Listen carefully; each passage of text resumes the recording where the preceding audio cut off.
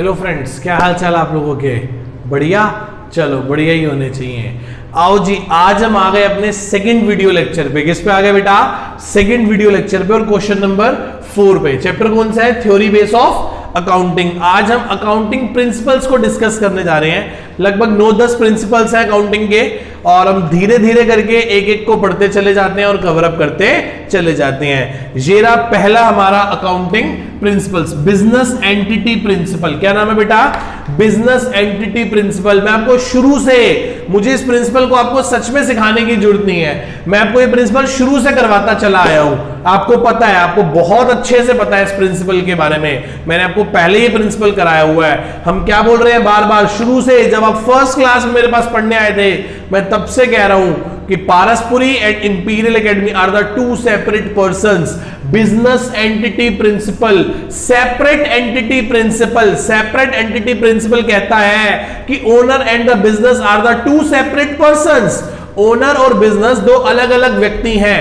Owner और business दो अलग अलग व्यक्ति हैं, और हम सारे के सारे बुक्स ऑफ अकाउंट्स, और हम सारे के सारे बुक्स ऑफ अकाउंट्स बिजनेस के पॉइंट ऑफ व्यू से बनाते हैं। किसके पॉइंट ऑफ व्यू से बनाते हैं बेटा? बिजनेस के पॉइंट ऑफ व्यू से बनाते हैं, ना कि ओनर के पॉइंट ऑफ व्यू से बनाते हैं, ना कि ओनर के पॉइंट ऑफ व्यू से बनाते हैं। सारे के सारे अकाउंट्स बिजनेस के पॉइंट ऑफ व्यू से बनते हैं। सारे के सारे अकाउंट्स बिजनेस के पॉइंट ऑफ व्यू से बनते हैं। कभी भी कोई भी अकाउंट ओनर के पॉइंट ऑफ व्यू से नहीं बनता। मैं आपको एक चीज क्लियर कर दूं, दो चीजें होती हैं। एक होता है अकाउंटिंग पॉइंट ऑफ व्यू, और एक होता है legal point of view. Sir accounting point of view क्या होता है? अकाउंटिंग पॉइंट ऑफ व्यू से, अकाउंटिंग पॉइंट ऑफ व्यू से ये बिजनेस और ये ओनर दो अलग अलग लोग हैं। और लीगल पॉइंट ऑफ व्यू से, लीगल पॉइंट ऑफ व्यू से इस बिजनेस के अंदर ही ओनर है। जी मेरी बात समझ रहे हो? अकाउंट्स कहता है कि ये दो अलग अलग हैं, और सारे के सारे अकाउंट्स बिजनेस के पॉइंट ऑफ व्यू से लिखे जाएंगे। जितनी भी ट्रांजैक्शंस है वो बिजनेस के पॉइंट ऑफ व्यू से लिखी जाएंगी। इसलिए ओनर का लगाया हुआ पैसा बिजनेस में कैपिटल भी एक इंटरनल लायबिलिटी होती है। हमें सबको पता है बात। पर लीगल पॉइंट ऑफ व्यू, यदि कल को कोई सजा देने की बारी आई, कोई जेल भेजने की बारी आई, कोई पनिशमेंट की बारी आई, तो फिर कौन है जी?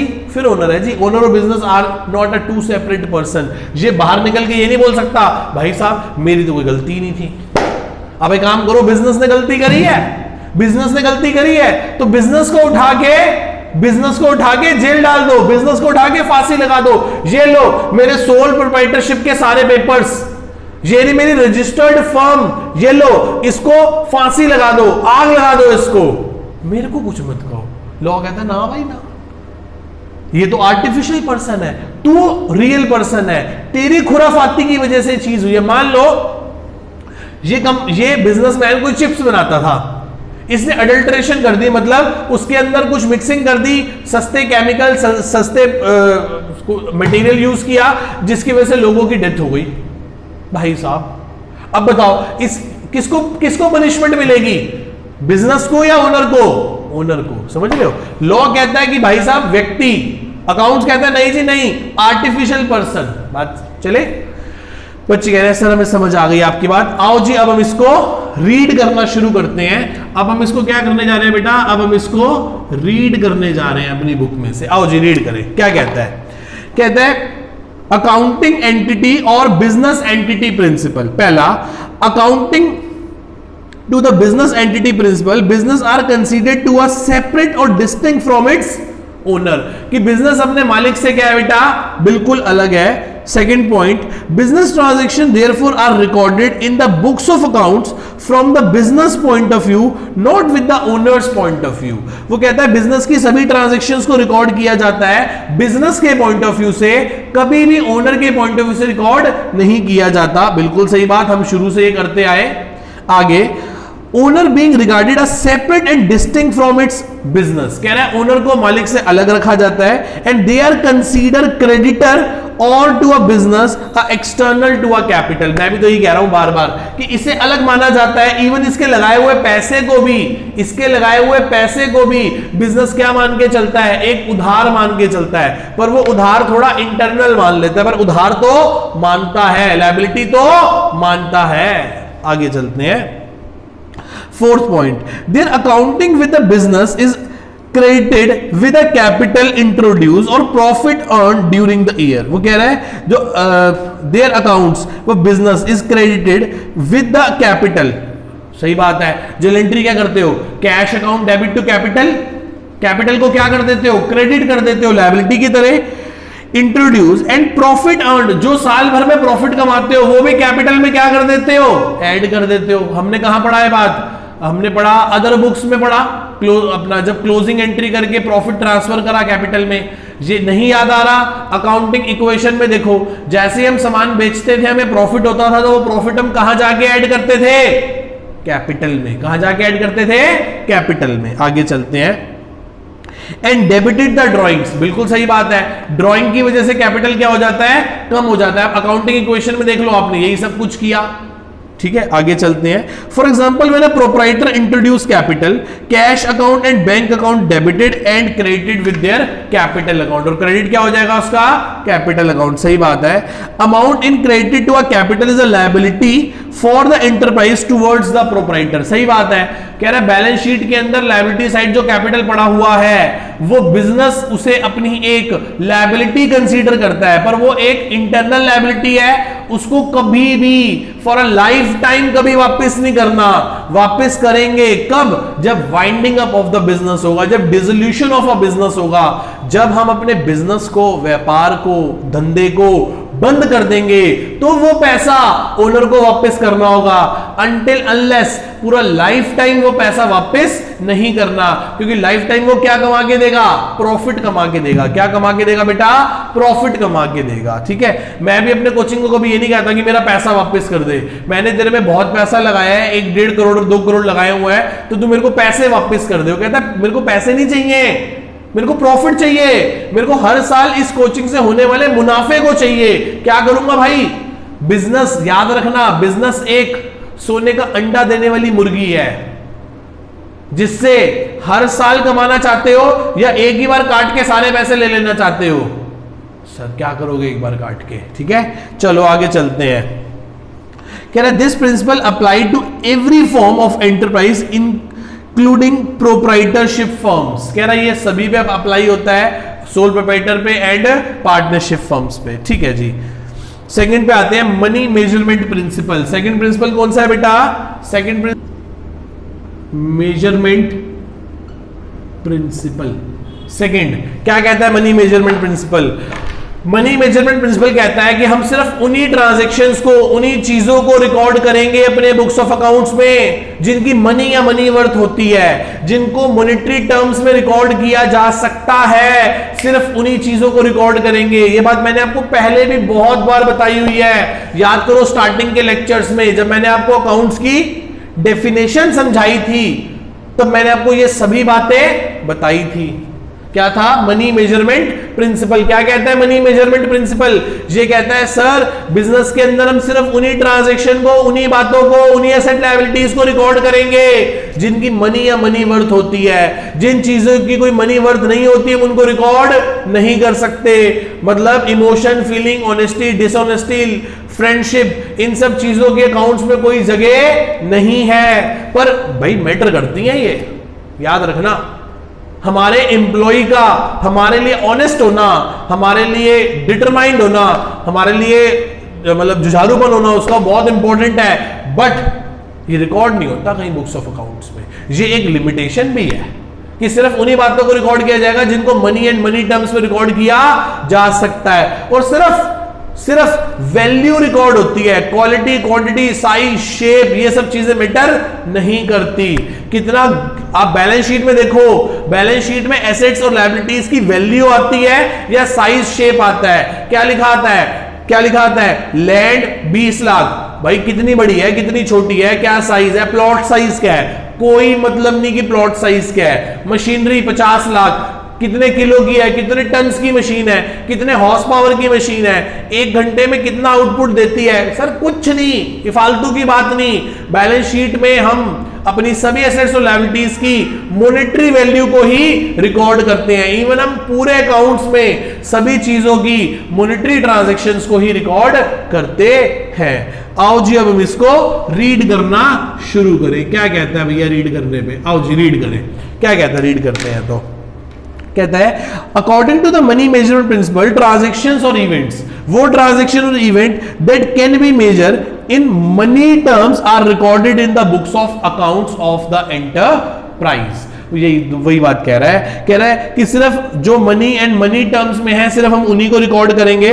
In other words money in a common denomination. भाई साहब सही बात है कि पैसा कॉमन डिनोमिनेशन में होना चाहिए। यदि आप इंडिया में बिजनेस कर रहे हो, यदि आप कहां बिजनेस कर रहे हो बेटा, इंडिया में बिजनेस कर रहे हो, तो सभी के सभी ट्रांजेक्शन कैसे रिकॉर्ड होंगी? इंडियन रुपीज में। किस में रिकॉर्ड होंगी बेटा? इंडियन रुपीज में, INR में। चाहे आपने उस मशीनरी को इंपोर्ट किया है यूएस से 45,000 USDs में, मतलब यूनाइटेड स्टेट के डॉलर्स में, स्टिल हम उसे इंडिया में लाके कन्वर्ट करेंगे भारतीय रुपये में और उसको बैलेंस शीट में उस वैल्यू पे रिकॉर्ड करेंगे। Consider that the enterprise has 10,000 cash, 6 ton raw material, 6 truck, 10,000 yard land. ये सब चीजें रिकॉर्ड नहीं होंगी। क्या रिकॉर्ड होगा? 10,000 कैश रिकॉर्ड हो जाएगा, 6 टन रॉ मटेरियल है उसकी वैल्यू रिकॉर्ड होगी, 6 ट्रक की वैल्यू रिकॉर्ड होगी और 10,000 स्क्वायर यार्ड लैंड की वैल्यू रिकॉर्ड होगी। These assets can not be added as shown in the financial statement unless their monetary value are not given। जब तक उनकी monetary value given नहीं होगी हम इसको अपनी बुक्स ऑफ अकाउंट्स में रिकॉर्ड नहीं कर सकते। आगे चलते हैं। खत्म जी, हमारा सेकंड भी खत्म हो गया। अब हम आ गए अपने थर्ड पे, accounting period principle. Accounting period principle क्या कहता है ये? अकाउंटिंग पीरियड कह रहा है अकाउंटिंग पीरियड कितना है? मैंने कहा देखो जी, वैसे तो हमने गोइंग कंसर्न अजम्पशन में पढ़ा था, हमने गोइंग कंसर्न अजम्पशन में पढ़ा था कि धंधे की, बिजनेस की, व्यापार की बहुत लंबी लाइफ है, इतनी लंबी कि जहां तक हम देख भी नहीं सकते। पर सर हमें उस लाइफ को छोटे छोटे पार्ट्स में तोड़ना पड़ेगा, छोटे पार्ट्स में तोड़ना पड़ेगा, एक पीरियड बनाना पड़ेगा, एक पीरियड 12 महीने का बनाना पड़ेगा, एक 12 महीने का पीरियड बनाना पड़ेगा, सो दैट कि उस 12 महीने के पीरियड की हम अकाउंटिंग रिपोर्ट्स तैयार कर सकें, फाइनेंशियल स्टेटमेंट्स प्रिपेयर कर सकें, जिसमें हम अपनी परफॉर्मेंस और जिसमें हम अपनी पोजीशन को कैलकुलेट कर सकें। हम कैलकुलेट कर सकें कि इस 12 महीने काम करके मुझे मेरे बिजनेस में कितना प्रॉफिट है, कितना लॉस हुआ। आप समझ के देखें बेटा, हमारी एजुकेशन लाइफ कितनी लंबी है। हम क्लास 3 इयर्स की एज से प्री स्कूल में जाना शुरू कर देते हैं 3+ से, और 21 इयर्स तक, जब तक हम 21 साल के होते हैं, कितने 18 साल हम इस एजुकेशन सिस्टम में रहते हैं। पहले 3 साल नर्सरी, LKG, UKG, फिर 12 साल स्कूल और फिर अगले 3 साल ग्रेजुएशन के। उसके आगे भी पढ़ना चाहो तो बहुत है। तो हमें काम करते हैं 18 साल तक कोई पेपर नहीं कंडक्ट करवाते, कुछ नहीं करवाते। 18वें साल में सीधा जब आप ग्रेजुएशन के 3rd ईयर में होगे तो एक बार पेपर लेंगे आपका, पास हो गए तो ठीक, फेल हो गए तो दोबारा नर्सरी में। ऐसा सुनना होता है सर, ऐसा होता है। हमने इस पूरी लाइफ को, इस 18 साल को छोटे पीसेस में तोड़ा हुआ है। इस छोटे पीस का नाम है क्लास।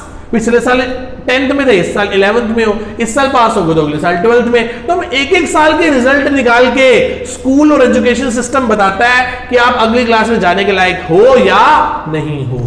उसी प्रकार से बात समझो, जब 3rd ईयर में हो जाओगे तब पता लगा यार इसको तो प्लस माइनस भी नहीं आता बच्चे को, चलो वापस 3rd क्लास में चलो, वापस 2nd क्लास में चलो।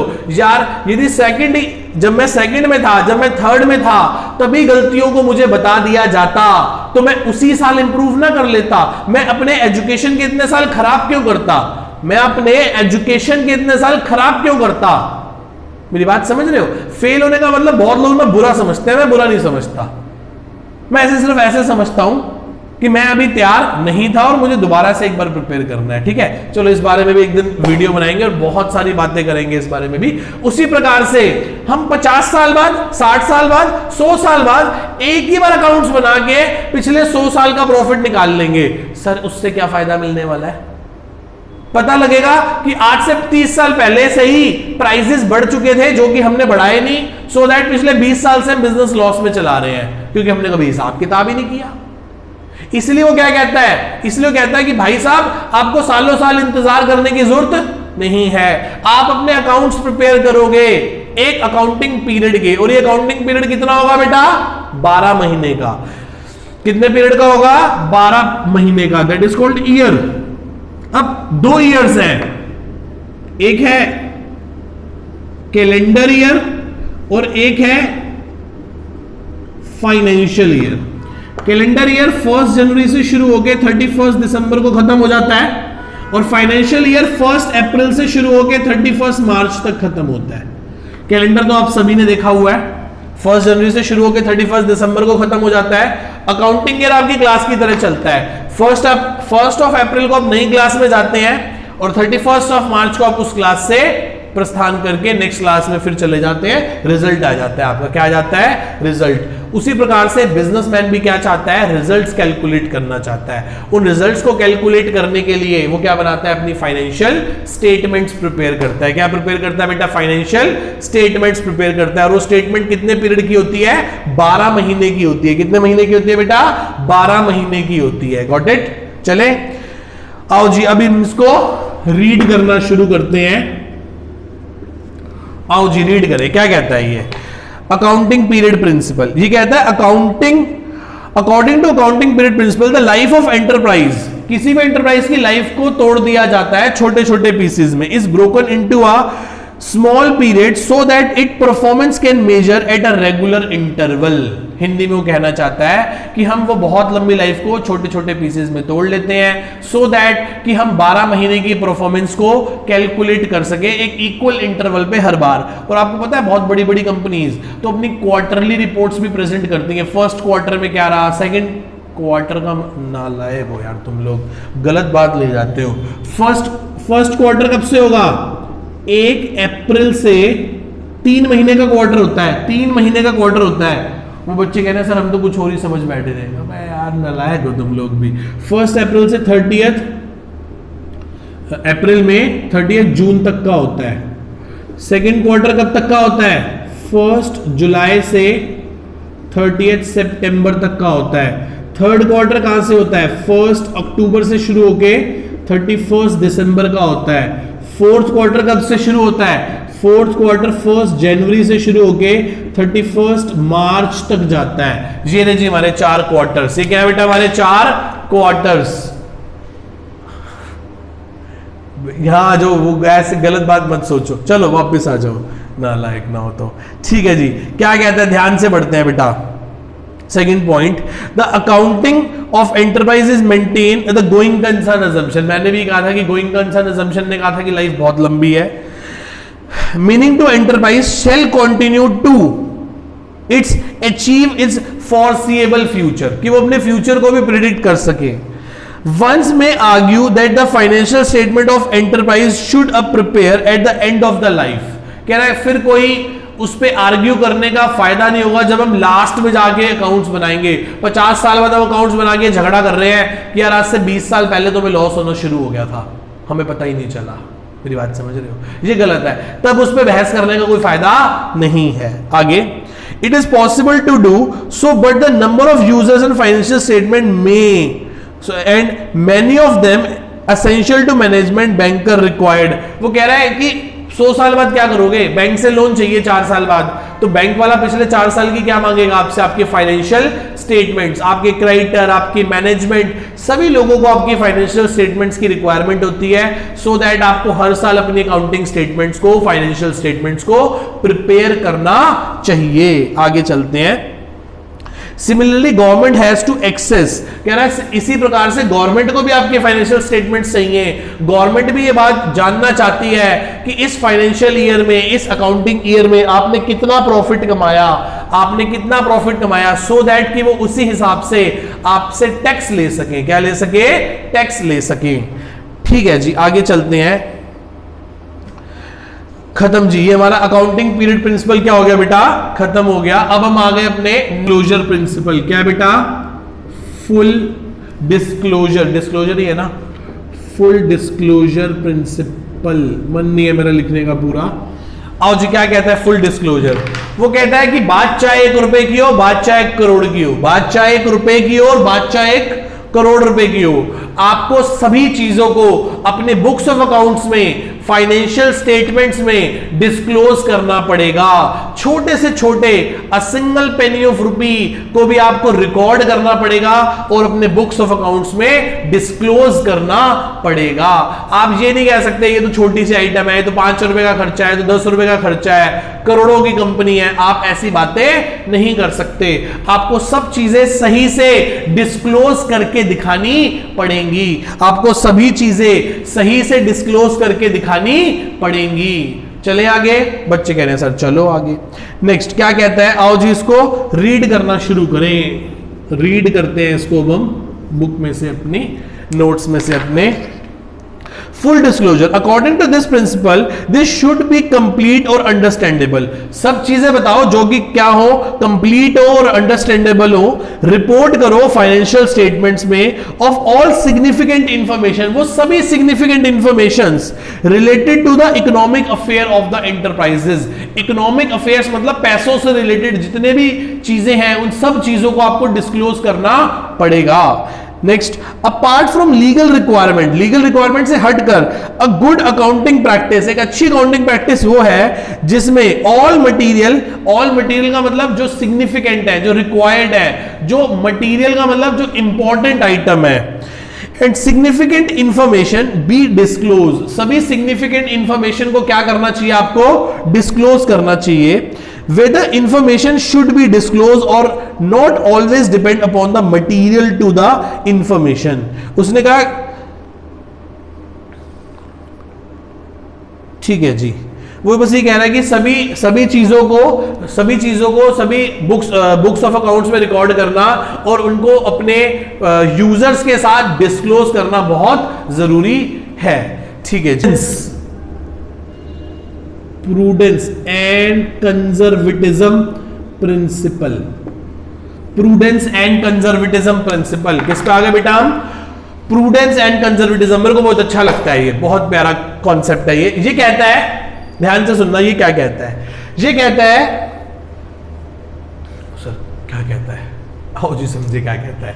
बहुत अच्छी बात करता है ये कहता है कि हमें ना फ्यूचर में होने वाले सभी एक्सपेंसेस और लॉसेस के लिए, फ्यूचर में होने वाले सभी एक्सपेंसेस और लॉसेस के लिए आज से ही प्रॉफिट का एक पार्ट संभाल के रखना चाहिए। Means anticipate the future losses and expenses but not for the incomes and gains. मतलब भविष्य में होने वाले सभी खर्चों और एक्सपेंसेस के लिए हम सभी लोगों को तैयार रहना चाहिए और प्रॉफिट का एक पार्ट शुरू से ही इन्वेस्ट करते चला जाना चाहिए, संभाल के रखते रहना चाहिए कि फ्यूचर में ये खर्चा आएगा और हम इसको करेंगे, पर फ्यूचर में होने वाली किसी इनकम प्रॉफिट गेन के लिए नहीं। मैं आपको रियलिटी बताता हूं, मेरा एक बेटा 3 साल का, एक बेटा 1 साल का है।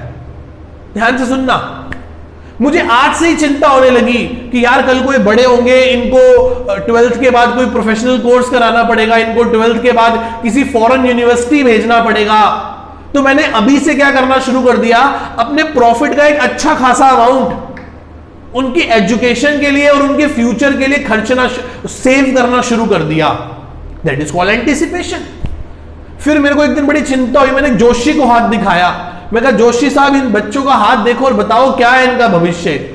बोले कि भाई साहब आपको तो चिंता करने की जरूरत ही नहीं है, आपके घर तो बहुत विद्वान पैदा हुए हैं। मैं कहा अच्छा जी। मैं कहा क्या होगा? कह रहे चिंता ही मत करो, बस 5th क्लास तक आपको इनकी फीस देनी पड़ेगी, बाद में चल के इतने बड़े स्कॉलर हो जाएंगे, ये इतनी इतनी स्कॉलरशिप मिलेंगी कि ये सारी पढ़ाई इनकी government of India he sponsor कर देगी। मैं खुश। कह रहे इतने बड़े हो जाए, इतने अमीर हो जाएंगे बड़े होके कि आपको इन पे पैसा खर्च करने की जरूरत नहीं है, ये तो बहुत बड़ा एक क्रिकेटर बन जाएगा और एक बहुत बड़ा लॉयर बन जाएगा। मैं कहा जी पंडित जी बहुत अच्छी बात है। पंडित जी को 501 रुपए दिए, हम अपना घर चले आए। अब मैंने अपने रिश्तेदारों को सारी बात बताई। मैंने कहा देखो जी देखो, एक बनेगा धोनी से भी बड़ा क्रिकेटर और एक बनेगा राम जेठमलानी से भी बड़ा लॉयर। तो आप एक काम करना शुरू करो, मैं क्यों आज यार स्कूटी पे घूमता हूं, एक नॉर्मल कार पे घूमता हूं, स्विफ्ट पे, इन सब चीजों पे। भाई साहब ना, कल से हमने खरीद लेनी है ऑडी, कल से हमने रहना है बंगलों में, कल से हमने लेनी है फुल ऐश, क्या लेके, लोन लेके। कल को बच्चे बड़े होंगे, मिनट में मेरा सारा कर्जा खत्म कर देंगे।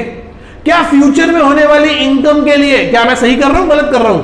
मैं सबको यही कुंडली दिखाता हूं अपने बच्चों की। मैं देखो जी मेरे बच्चों की कुंडली देखो भाई साहब, देखो एक क्रिकेटर एक लॉयर, जबरदस्त। तो आप क्या करो, मुझे आज 1 करोड़ का लोन दे दो, बुकाटी लानी है, कि 5 करोड़ का लोन दे दो, मुझे बंगला खरीदना है। सर बड़े होंगे अपने आप मेरा कर्जा उतार देंगे। आप बताओ, आप में से किसी के पेरेंट्स आपके नाम से कर्जा ले रहे हैं या आपके नाम पे इन्वेस्ट कर रहे हैं? सही बात है ना। तो फ्यूचर हो सकता है कि पैसों सच में पंडित जी की भविष्यवाणी सही निकल जाए और पैसों की जरूरत ही ना पड़े, तो छोड़ दूं क्या इन्वेस्ट करना, छोड़ दूं क्या बच्चों के लिए सेव करना? नहीं ना। तो वो यही कह रहा है, ये कॉन्सेप्ट भी कह रहा है, फ्यूचर में होने वाले सभी एक्सपेंसेस एंड लॉसेस के लिए, फ्यूचर में होने वाले सभी एक्सपेंसेस एंड लॉसेस के लिए हम आज से ही तैयार रहेंगे, हम आज से ही तैयार रहेंगे और उनके लिए प्रॉफिट का एक हिस्सा संभाल के रखेंगे, ना कि फ्यूचर में होने वाली किसी इनकम प्रॉफिट गेन के लिए। मुझे पता है मुझे अगले साल भी रेंट देना है, मुझे अगले साल भी एडवर्टीजमेंट करनी है, मुझे अगले साल भी बिजनेस के और अपने घर के खर्चे करने हैं। पता नहीं अगले साल कमाई इतनी हो ना हो, तो मैं इसी साल की इनकम में से कुछ प्रॉफिट बफर कर लेता हूं, स्टॉक कर लेता हूं, रिजर्व बना लेता हूं, संभाल के रख लेता हूं, ना कि ये सोच के ऑडी बुक कराया हूं, क्या सोच के कि यार अगले साल तो मेरे पास डबल बच्चा हो जाएगा, मेरी इनकम डबल हो जाएगी, तो भाई साहब तब तो फायदा हो जाएगा। तो फ्यूचर की इनकम पे रिलाय करके आप आज ही कोई खर्चा ना कर दें, पर फ्यूचर के एक्सपेंस को सोच के आप आज से संभल जाएं और प्रॉफिट का एक हिस्सा संभाल के रखना शुरू कर दें फ्यूचर के लिए। आप मेरी बात समझ रहे हैं? इंडियंस की ना ये चीज रग रग में घुसी हुई है, हमें आदत है, हमें शुरू से हमारे पेरेंट्स ने यही सिखाया। जब मैं बहुत छोटा सा था तो मेरे पापा मुझे ना 10 रुपए पॉकेट मनी देते हर मंडे के मंडे। उनकी शॉप क्लोज होती थी मंडे को और वो 10 रुपए मेरे को देते थे। एक दिन उन्होंने क्या देखा कि जैसे ही पारस को 10 रुपए दिए, पारस ने जाके टॉफी खरीद ली, चॉकलेट खरीद ली। दूसरे हफ्ते भी, तीसरे हफ्ते भी, चौथे हफ्ते भी, 2 महीने बीत गए। पापा देख रहे थे, तो पापा ने मेरे अंदर एक हैबिट डेवलप करी। पापा ने मेरे को एक पिगी बैंक ला के दिया। पापा ने कहा बेटे ये रख। मैं कहा पापा ये क्या है? कह रहे इसमें पैसे जोड़, जब इकट्ठे हो जाएंगे तो हम ये खरीदेंगे, अच्छे हो जाएंगे तो हम ये खरीदेंगे।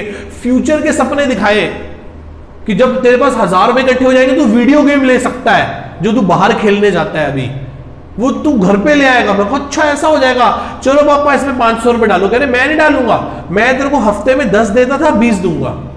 अब तू इसमें क्या करने शुरू कर, सेव करने शुरू कर फ्यूचर के लिए। तभी से वो हैबिट हमारे अंदर डेवलप हो गई और तभी से बेटे हम देख लो, सभी लोग जोड़ू है। जोड़ू मतलब जोड़ो जोड़ो जोड़ो जोड़ो जोड़ो जोड़ो, पैसा जोड़ते चले जाओ। अब देखो सभी लोग, आप में से ऐसा मुझे कौन बता दो, आपके ऐसा कौन है जिसके डैडी एक्स अमाउंट कमाते हो, फॉर एग्जांपल 1 लाख कमाते हो और वो 1,20,000 खर्च कर देते हो? नहीं सर, 1 लाख कमाते हैं तो 60-70 हजार खर्च करते होंगे, 20-30 हजार तो सेव ही करते होंगे। वो बच्चा पूछ रहा है सर आप क्या करते हो? बेटे मैं अपनी इनकम का लगभग 80 to 90% सेव कर देता हूं, खर्चा ही नहीं है। गरीब आदमी है भाई, कुछ नहीं, सुबह कोचिंग आ गए, यहां से रात को घर चले गए, मेरा तो पर्सनली कोई खर्चा ही नहीं है। पहले कपड़े वपड़े खरीदने पड़ते थे अच्छे, अब तो सिर्फ शर्ट ही खरीदनी पड़ती है अच्छी।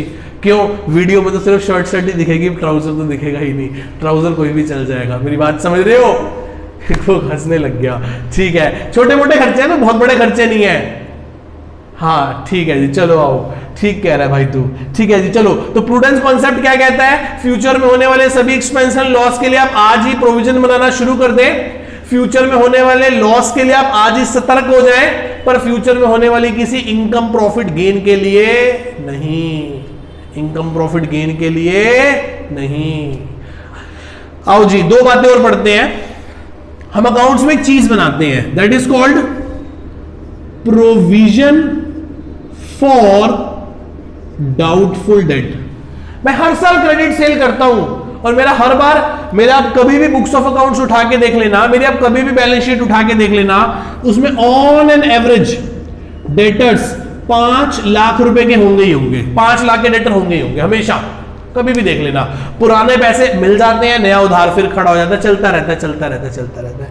मुझे पता है इसमें से 2-4-5% लोग तो गंदे खराब होंगे ही होंगे, जो लोग मेरा पैसा नहीं देंगे। उनके लिए मैं क्या बना लेता हूं? Provision for doubtful debts. Doubtful, मुझे डाउट है कि मेरा कुछ पैसा डूब जाएगा, तो मुझे आइडिया है पिछले कई सालों की प्रैक्टिस से कि 5% पैसा डूब जाएगा, फ्यूचर में लॉस हो सकता है। इसीलिए मैं क्या बनाता हूं?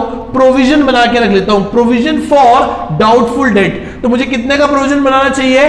25,000 रुपए का। 5 लाख का 5%, 5 लाख का 5% मुझे क्या बना लेना चाहिए बेटा?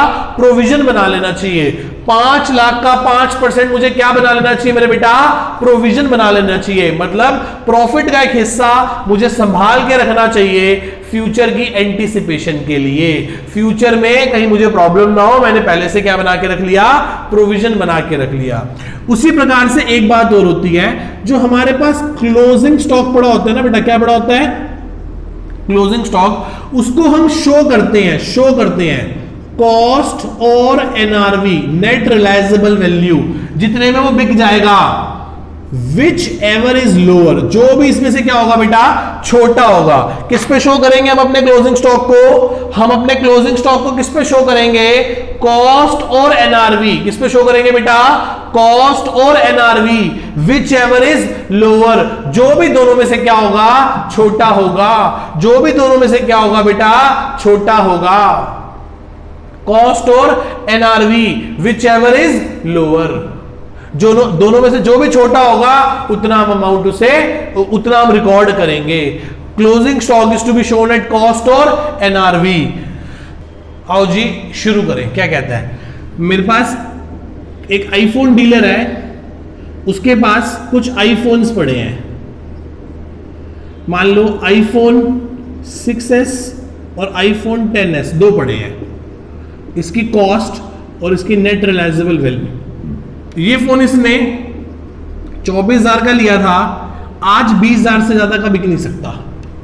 ये फोन इसने 80,000 का लिया है और आज मार्केट में 1 लाख का बिकता है, क्योंकि ये पुराना हो चुका है, आउटडेटेड फोन है ये 6s। और 10s आज बहुत हाईली डिमांडेड है, हॉट सेलिंग प्रोडक्ट है। क्वांटिटी, इसके पास ऐसे 4 फोन पड़े हैं और ऐसे 6 फोन पड़े हैं। कैलकुलेट करो कॉस्ट ऑफ स्टॉक की कॉस्ट निकालो। तो according to prudence and conservatism concept, according to prudence and conservatism, ध्यान से सुनना। आईफोन 6s मैंने क्या कहा था? कॉस्ट और NRV whichever is lower. भाई साहब 24 का लिया था पर आज 20 से ज्यादा का बिक ही नहीं सकता। इसका लॉस आज ही बिना बेचे ही, मुझे पक्का पता है 20 से ज्यादा का तो कोई लेगा ही नहीं, हो ही नहीं सकता कि 20 से ज्यादा का बिक जाए। तो आज इसको मार्केट में बेचोगे तो 20 ही मिलेंगे। लिया कितने का था? 24 छोड़ो 30 का कर लो, ये लो 30,000 का लिया था। तो बताओ इसके लॉस को आज माने या ना माने? क्या कहा था उसने? Anticipate the future losses and expenses. तो मान लो, तो आईफोन इसके पास 4 फोन पड़े हैं 20,000 वाले, 80,000। लो इसके 2 फोन कर लो, ज्यादा हो जाएंगे। ठीक है, आगे चले। आईफोन 10s कितने का है? 80,000 का खरीद के लाता है और अब मार्केट में 1 लाख का बिक जाएगा, प्रॉफिट होगा। हो गया, बिक गया, हो गया प्रॉफिट, बेच लिया? नहीं सर, अभी कहां बेचा, तो जब बिकेगा तब प्रॉफिट मान लेंगे, आज ही प्रॉफिट क्यों मान लूं, आज ही प्रॉफिट कैसे मान लूं। Do not anticipate the future profits and incomes. तो इसको मुझे आईफोन 10s को किस पे दिखाना चाहिए, मुझे दिखाना चाहिए कि मेरे पास 2 फोन पड़े हैं 80,000 रुपए वाले, 1,60,000, टोटल मेरे पास कितने का स्टॉक पड़ा है फोन्स का, 2,40,000। इसको किस पे शो करेंगे, 80,000 पे। कॉस्ट और NRV whichever is lower, cost और NRV whichever is lower. क्या आप सभी लोगों को इतनी बात समझ में आती है, क्या आप सभी लोगों को इतनी बात समझ में आती है बेटा, पक्का? ठीक है जी, आगे चलते हैं क्या कहता है वो। अब हम इसको बुक से रीड करना शुरू करते हैं। आओ जी, इस कॉन्सेप्ट प्रूडेंस और कंजर्वेटिज्म को रीड करें और आज की क्लास वाइंड अप करें। 5 हो गए, 5 रह गए प्रिंसिपल्स। क्या कहता है ये, कहता है prudence principles may be a time decline for using the face. एक कह रहा है एक फेस को यूज करता है। Do not anticipate a profit but provided for possible losses. Do not anticipate the profits, profits को एंटिसिपेट ना करें पर पॉसिबल लॉसेस को एंटिसिपेट करें। इन अदर वर्ड्स, और दूसरे शब्दों में मैं ऐसे कह सकता हूं, it take into a consideration all prospective losses but not for the prospective profits. मतलब लॉसेस को कंसीडर करो पर प्रॉफिट्स को नहीं। तीसरा point, the application of this concept ensure that financial statements are present realistic picture. पर इस बात को इंश्योर कर लेना कि पिक्चर कैसी दिखाई दे, रियलिस्टिक दिखाई दे of the statement of affairs enterprise. Do not paint a better picture than what they actually is. मतलब आप अपनी एक्चुअल पोजीशन को छुपाने के लिए आप मैनिपुलेशंस ना करो, जो एक्चुअल पिक्चर है वही दिखाएं, उसे पेंट करने की, उसे मैनिपुलेट करने की कोशिश ना करें। आगे चलते हैं। Example, closing stock is to be shown at lower cost और नेट रियलाइजेबल वैल्यू। ओ सर, हमने तो इस पे पूरा एग्जाम्पल कर लिया, हमने तो इस पे पूरा क्या कर लिया बेटा, एग्जाम्पल कर लिया। ये क्वेश्चन आ सकता है पेपर में, ये सीए फाउंडेशन में क्वेश्चन आता है, ये 2 से 3 नंबर का पक्का। और कोई बहुत बड़ी बात नहीं, आपके टीचर की सनक जाए तो 11th में भी दे दे और पूछे कि बताओ कौन से प्रिंसिपल से आप इस क्लोजिंग स्टॉक को वैल्यू करोगे और क्लोजिंग स्टॉक की वैल्यू क्या होगी।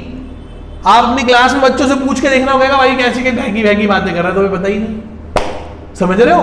तो closing stock is to be shown at cost और net realisable value whichever is lower. किस पे शो करते हैं स्टॉक को, कॉस्ट और net realisable value whichever is lower पे शो करते हैं। गॉट इट, इतनी बात सभी को समझ में आती है। आगे चलते हैं। Make a provision for doubtful debts. मैंने भी यही कहा कि डाउटफुल डेट्स पे क्या बना लेना चाहिए, हमें प्रोविजन बना लेना चाहिए डिस्काउंट्स पे। एंटिसिपेट करना चाहिए एक्चुअल बेड डेट्स और डिस्काउंट। एंटिसिपेट करना चाहिए कि फ्यूचर में हमें कितने बेड डेट्स है, कितना डिस्काउंट देना पड़ेगा।